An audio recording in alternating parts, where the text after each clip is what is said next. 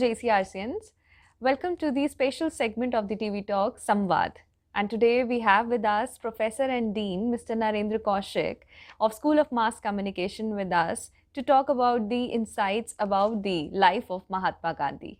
Thank you, ma'am. And we thought to start with someone who has contributed to the development of our nation. So he is none other than Mohandas Karamchand Gandhi. And to have the great insights about this wonderful man and to know about more about him and how he is relevant to our present scenario, we have with us today Professor and Dean Mr. Narendra Kaushik, and he is the man who knows, we could say, the more detailing about what kind of a man Mahatma Gandhi is, and his PhD also is on the same topic, Mahatma Gandhi. So let's have a chit chat. So I just wanted to let's start with something. What exactly, how the young generation is coming, and they are actually not knowing about the man who has contributed immensely to our nation. So let's start with something that you can actually tell them how he has contributed it and how is relevant today. Let me tell you, ma'am, when you talk of Mahatma Gandhi, ideally, you should be talking about his principles. And he had 11 principles. And out of these 11 principles, at least 5 of them were bigger kind of principles. Uh, like, uh, and he always abided by these 5 principles. Though he evolved on many of these principles, and but let me tell you, the first principle was truth, and he always stuck to it. But truth is always relative, and Gandhi also accepted it. In fact, he talked about this number of times, because you must have heard about that phrase where somebody says एक आदमी में देखे 10-20 आदमी. Okay, and let me tell you that that applies to Mahatma Gandhi also. Mahatma Gandhi was not one man. There were a number of Mahatma Gandhis. If you look at Mahatma Gandhi, who walked on this planet before 1920, then he was a different man. And I won't even contest Arundhati Roy, who says that he was half casteist. I would say he was before 1920. But he was half casteist because he believed in casteism. He was against interdining. Then he was for caste vocations. Then he was against intercaste marriages. Let me tell you. But after 1920, and in fact before 1920, his second son Manilal, he wanted to marry Fatima in South Africa. And I also had a conversation with Tushar Gandhi on this. I told him that your grandfather wanted to marry Fatima, and he said, yes, that's true. But my great grandfather didn't allow it, because in those days, Mahatma Gandhi, he believed in these things. That in fact, he told Manilal, you are a Hindu, she is a Muslim, so how the two of you will get along. So this was Gandhi. But let me tell you, after 1920, in fact, even in 1920, he was not for intercaste marriages. His youngest son, Devdas Gandhi, he fell in love with, C. Rajgopalachari's daughter, the first Governor General of independent India. He fell in love with that girl called Lakshmi, and Gandhi made him wait for 5 years. And he made him wait for 5 years. During these 5 years, he he turned his views upside down. Like earlier, he was against intercaste marriages. Then he made it mandatory for everybody in his ashram to go for intercaste marriages. Okay, he was against interdining. Then he went for interdining everywhere at every other place. Then earlier, he was for caste vocations, but then he said, no, I don't stand by caste vocations. He changed his views on that also. And then he changed his views You can say that he did 360-degree. Yeah. So there were two Gandhis. One was there before 1920s, and there was another Gandhi who was completely different, who campaigned for eradication of untouchability. Yeah. And he traveled like across the country, across the length and breadth of the country. He would go to Kerala, he would stay there with untouchables, and then at number of places he made sure that untouchables are allowed entry in temples. So he did a lot of things. Yeah. He did a lot of things. Then if you talk about non-violence, again on non-violence, you know yeah, like I would say, if I say that he wasn't much of a success, then I wouldn't be entirely wrong. You know why? Because he wanted Congress party to adopt non-violence as its policy, which Hmm. Congress didn't do. Hmm. He wanted India to adopt non-violence as a state policy, which India didn't do. Okay, and let me tell you, even on non-violence, he changed. Like initially, he was for passive resistance, and in fact, he formed three sports clubs in South Africa, football clubs. And Okay. during halftime of these clubs, he would lecture the sports persons on passive resistance.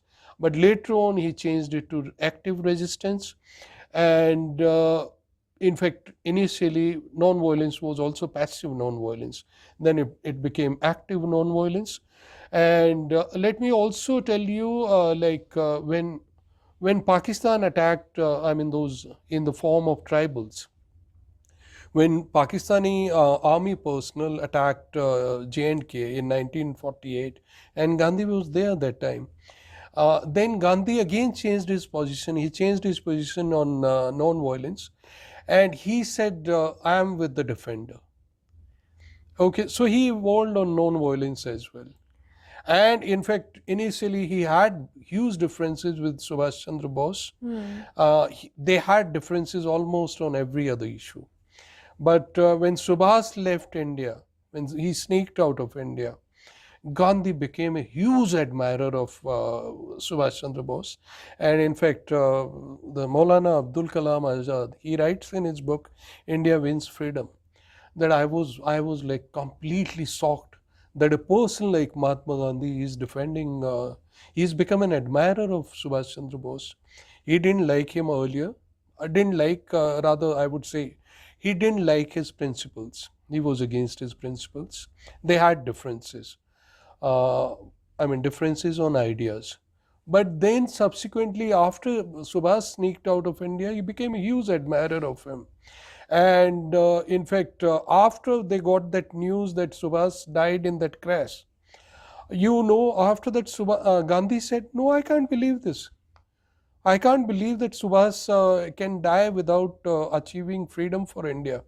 He said, "No, I don't believe this. वो तो मर ही नहीं सकता Hmm. जब तक वो नहीं आज़ाद करा देगा देश को." He had become such a big admirer of Subhas. And then after this crash was confirmed, even after that, like he wrote a letter to Subhas's mother saying that he made a supreme sacrifice. Okay. So he changed almost on everything. And this is human. All of us, we evolve. Sometimes we evolve into better human beings, sometimes we evolve into worse also. So, do you think, sir, we are talking about the principles? Does this exist in today's scenario also? And if yes, how the world can benefit from these principles? Hugely, ma'am, hugely. Gandhi will always be relevant. Why? Because Gandhi is about truth, and truth means it's an ideal. Okay, it's a value. All right, truth was truth even in Rama's times. Okay, truth was truth in Jesus' time. Truth is truth. Truth was truth in Gandhi's times also. So it will never be irrelevant. It will always be relevant. And then, look at what is happening in the world. Russia has attacked Ukraine. Then, I mean, look at our own country. PFI has been banned. That Popular Front of India has been banned. In fact, government banned it only yesterday. Hmm. So there's communal strife. There are communal differences, and you must have seen those reports that RSS chief Mohan Bhagwat had a meeting with Hmm. Muslim intellectuals. And good is that it's good that they are trying to sort out their differences, because we'll have to coexist.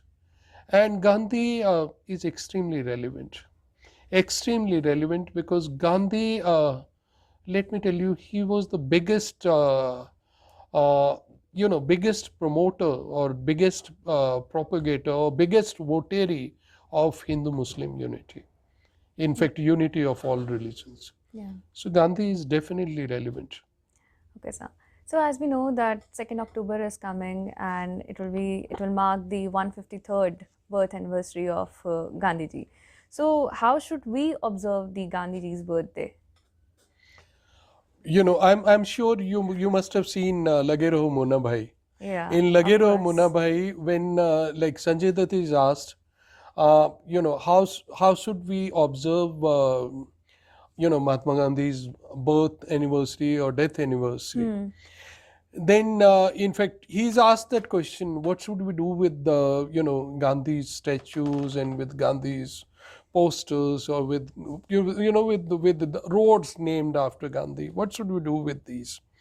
And then he says, you throw, like, you demolish all these, don't leave these things. And instead he said, instead of celebrating my life through these things, through these memorabilia, you should adopt my principles, you should abide by these principles. And these were not his principles, let me tell you. These are eternal principles, like, Yeah. I mean, look at Gautama the Buddha. He Hmm. also propagated non-violence. Look at Christ. He propagated non-violence. Look at Rama. It was all about truth. Definitely. So these are the values which have been there for eternity, But for and they'll that always be particular there. day, I think we all should try to abide for that day also the principles given by Mr. This wonderful man. So, Surely, is there anything the present leadership in India can learn from Gandhi? surely, ma'am, surely.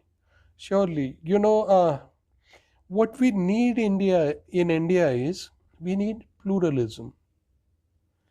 And let me tell you why we need pluralism.